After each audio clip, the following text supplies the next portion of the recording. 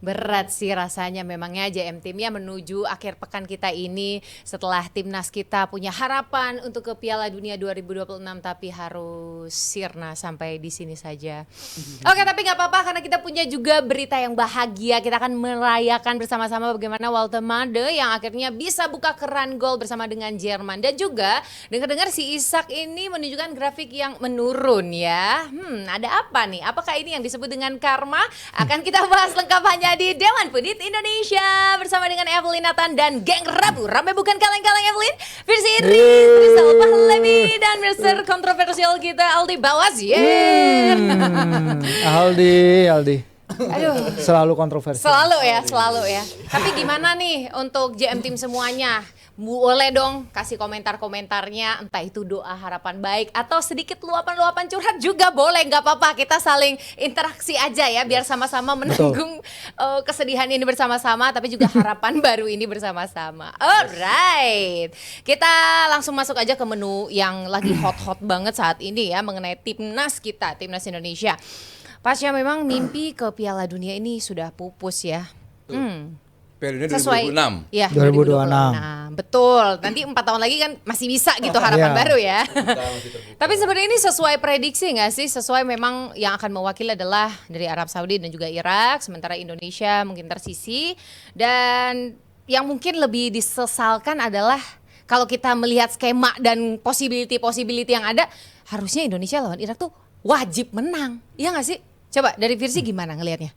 Ya wajib menang, lawan Arab Saudi juga seharusnya wajib menang. Cuman kita nggak bisa melakukannya. Dan Arab Saudi secara mereka udah jadi tuan rumah, penjadwalan juga mereka diuntungkan. Bahkan mereka sebagai tuan rumah jatah main kedua dan waktu istirahat main pertama dan waktu istirahatnya lebih lama ya.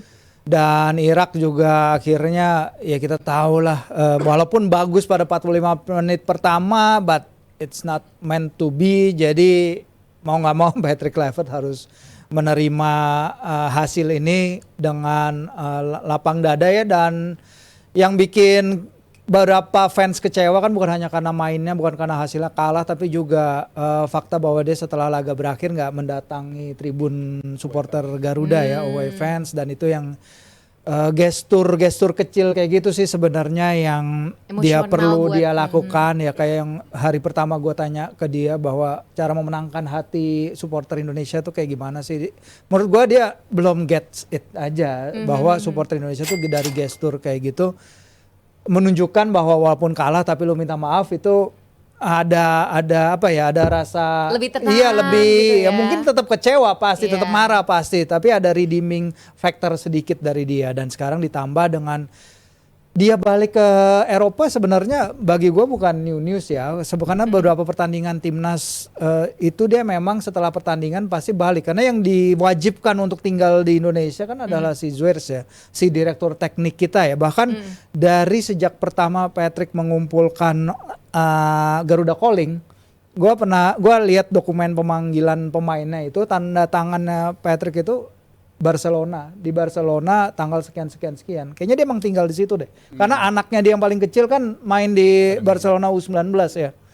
Anak keduanya main di Lyon, anak ya pertama semua pasti tahu lah, Justin. Jadi memang oke, kita mengharapkan dia habis itu balik ke Indonesia terus meminta maaf, tapi kayaknya bukan gayanya federasi juga ya kalau ada hasil yang enggak bagus terus mengadakan press conference seperti itu sih. Oke, dari Rizal gimana? Kalau dari Virsi kan tadi sudah dikatakan bahwa mungkin tadinya kalau ada gestur-gestur yang lebih mungkin setelah after match itu bisa mendatangi itu lebih cooling down lah. Kalau dari Rizal gimana? Ya dari gue sih agak janggal ya ketika kepulangan dia itu justru disambut sama orang PSSI bilang ya tanya aja sama Patrick kenapa dia itu dia. Janggalnya ke situ. Sedikit lempar-lempar. Saling lempar-melempar. Ini ngobrol nggak sih federasi dan pelatih nih? Apa yang terjadi di sana gitu. Jadi arahnya gue lihat ini masih agak abu-abu ya, bukan agak lagi, sangat abu-abu untuk kondisinya gimana. Tapi yang gue lebih soroti lagi di episode hari Jumat, gue bilang what if kalau kalah, waktu itu ditanya juga apa yang akan dilakukan ke Patrick Kluivert. Kalau gue bilang sekarang sih seharusnya keputusannya lebih mudah ya, karena tadi Mas Firji udah nyinggung. Sekarang kita udah punya Dirtek, sekarang kita udah punya sporting director. Gue rasa untuk mengambil keputusan Patrick layak dilanjutkan atau enggak itu lebih jelas lagi, karena kita keputusannya udah nggak harus bergantung sama satu pihak aja, tapi sekarang udah banyak pihak yang bisa kita libatkan untuk masa depan Patrick Kluivert itu gimana. Dan kelihatannya sih arah angin-anginnya gue ngerasa sih makin kuatnya mengarah ke out ya kalau lihat dari arahnya begini, dan kita lihat aja kalau kelanjutannya bakal gimana. Tapi pemandangannya gue rasa sekarang lagi nggak indah banget, lagi nggak enak untuk kita dengar, lagi nggak enak untuk kita lihat, dan gue rasa untuk kedepannya bakal ada sesuatu yang besar sih. Mungkin di bulan ini atau bahkan di bulan depan akan ada sesuatu yang besar di perahu kepelatihan timnas Indonesia kita. Soalnya kalau dia ngomongnya kayak gini ya, Pak Amali ngomongnya seperti itu, kayaknya memang ada tendensi untuk Kluivert nih, bukan kita gitu. Karena itu juga dilakukan oleh Pak Marji ya, Komandan Marji, ketika dia tampil di TV dan dia bilang bahwa ya evolusi pertama adalah tim kepelatihan. Karena dia dari ini semua pemain hanya melakukan apa yang diminta oleh sang pelatih. Jadi kayaknya ada tendensi dari beberapa figur di tim kepelatihan, di manajemen atas PSSI untuk menitik beratkan memang kesalahan di Coach Patrick dan timnya dia yang besar ini ya. Gitu. Oke. Itu tadi dari Rizal juga ada sebuah statement yang sangat kuat tadi ya, bahwa saat ini Indonesia sudah memiliki lebih siap dan lebih kuat gitu ya, kalaupun harus ada keputusan-keputusan yang ya bisa dibilang keputusan besar ya, antara Patrick out atau enggak gitu. Tadi juga dari Virsi sudah menambahkan. Nah kalau dari Raldi gimana melihatnya nih dengan kondisi saat ini? Apalagi nih ditambah-tambah bumbu-bumbu di mana orang mungkin ada membanding-bandingkan juga, melihat juga mungkin saat ini Sintayong yang dalam kondisi available nih sebenarnya, tapi kayaknya nggak segampang itu juga didatengin. Gimana coba Di? Ya ini pekan yang berat ya bagi peminat sepak bola Indonesia gitu. Banyak mungkin yang malas bikin konten setelah kekalahan kemarin gitu. Maksudnya kayak emang ini beneran pukulan gitu. Maksudnya bukan hanya karena kita gagal lolos ke 2026 ini, cuman the way we lost-nya itu loh. Iya, dari benar. apa yang telah kita persiapkan dan harus berakhir seperti itu, mungkin itu yang makin membuat berat gitu. Dan alih-alih pembicaraan atau narasi yang digaungkan justru lebih ke PK out atau PK in, bahkan ada gosip STY in juga, gue sih lebih pengen fokus ke mungkin kita lupa atau belum atau silap berterima kasih kepada orang-orang yang pernah atau telah berjasa membawa kita sejauh ini. Pak Marji contohnya yang telah bawa dari round 1 dari Oktober 2023 benar-benar bersama tim, dan kelihatan banget di interviewnya tadi gue di Kompas. Kompas TV. Bener-bener emosional dia, yang gua walaupun gua nggak kenal dan nggak tahu, mungkin Virzi lebih kenal. Dia orang yang biasanya kalem, dingin. Ini interviewnya benar-benar berapi-api gitu. Terus juga mungkin terima kasih juga untuk Coach Nova Arianto juga yang telah terlibat dalam tim ini. Dan ya banyak pihak-pihak yang telah terlibat, dan gua harus akuin terima kasih yang banyak untuk mereka-mereka yang telah menjadi bagian dari tim ini, instead of ini out siapa yang disalahkan, siapa yang harus tanggung jawab. Mungkin kita juga berhutang minta maaf kepada beberapa orang juga yang telah terlibat di sini. Cuman menurut gue ini pekan yang berat, dan sekarang fokusnya adalah pembenahan.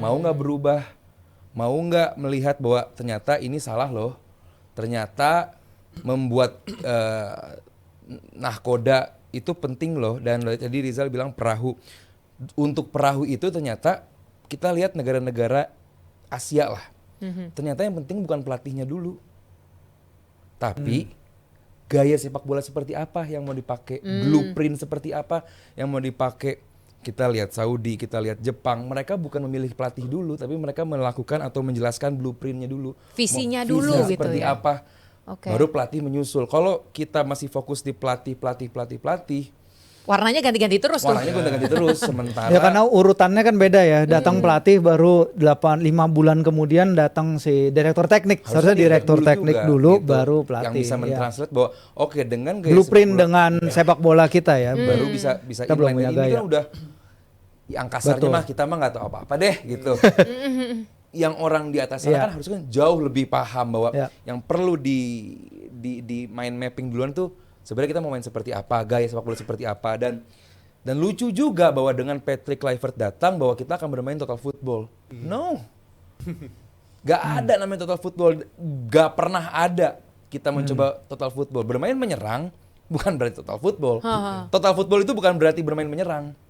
Silakan googling aja deh. Gue nggak perlu mentranslate atau menjelaskan apa itu total football. Cuman sebenarnya itu narasi yang tidak perlu pernah ada gitu. Dan buat gue sekarang adalah kesempatan bagi orang-orang bapak-bapak di atasnya untuk melakukan review, terus juga melakukan blueprint kita mau seperti ini.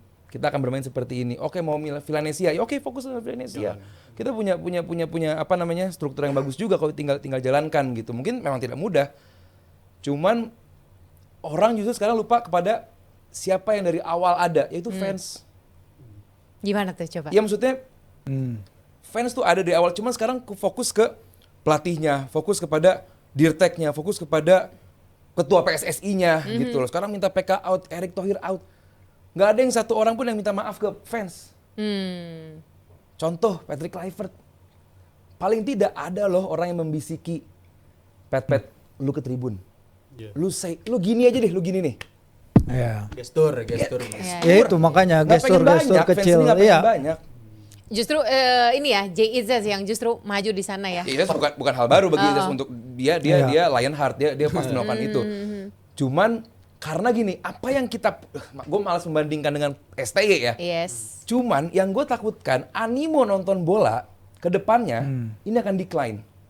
Karena apa yang dilakukan oleh STY sebelumnya, bikin ibu-ibu, bikin anak cewek-cewek, bikin kita, gua deh khususnya, nonton U21, U17 jam 3:30 pagi. Bela-belain. Sebelumnya nggak pernah. Nah, dengan kayak sekarang, gue takutnya hubungan antara penikmat dan juga pelaku ini berjarak. Ini gue gak pengen. Jembatannya gitu. Tapi yang gue keluh ini ya, yang gue ada di kepala gue dalam beberapa hari terakhir, emang kan ini bukan statement gue ya, tapi gue ngutip statement dari salah satu petinggi PSSI yang bilang skema kita tuh kan satset ya. Skema satset dan pemain diaspora kita value-nya itu setara dengan 4-5 pemain di Asia Tenggara. Asumsinya kalau premisnya begitu kan artinya pemain diaspora kita tuh kualitasnya setara 4 pemain, sebagus itu. Menurut lu, sekarang gue diskusi ke lu berdua ya, kalau lu sebagai pelatih berani nggak nurunin 11 pemain diasporanya? Kalau kata premisnya adalah ini pemain kualitasnya value-nya 4 pemain. Seharusnya berani gitu. Harusnya berani ya. Tapi kan rumornya ada.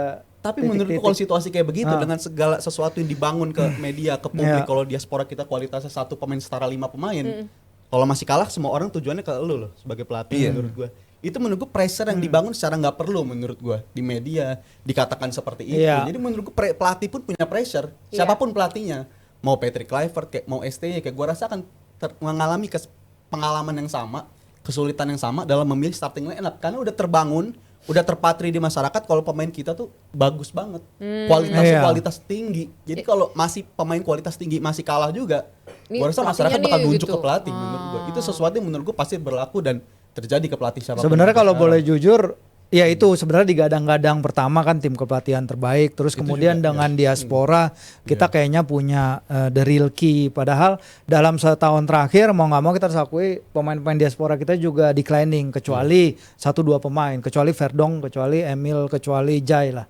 Yang lainnya ada yang cedera, ada yang nggak fit, ada yang main ke liga kita, ada yang turun ke liga Thailand, ada yang nggak main di liga Jepang.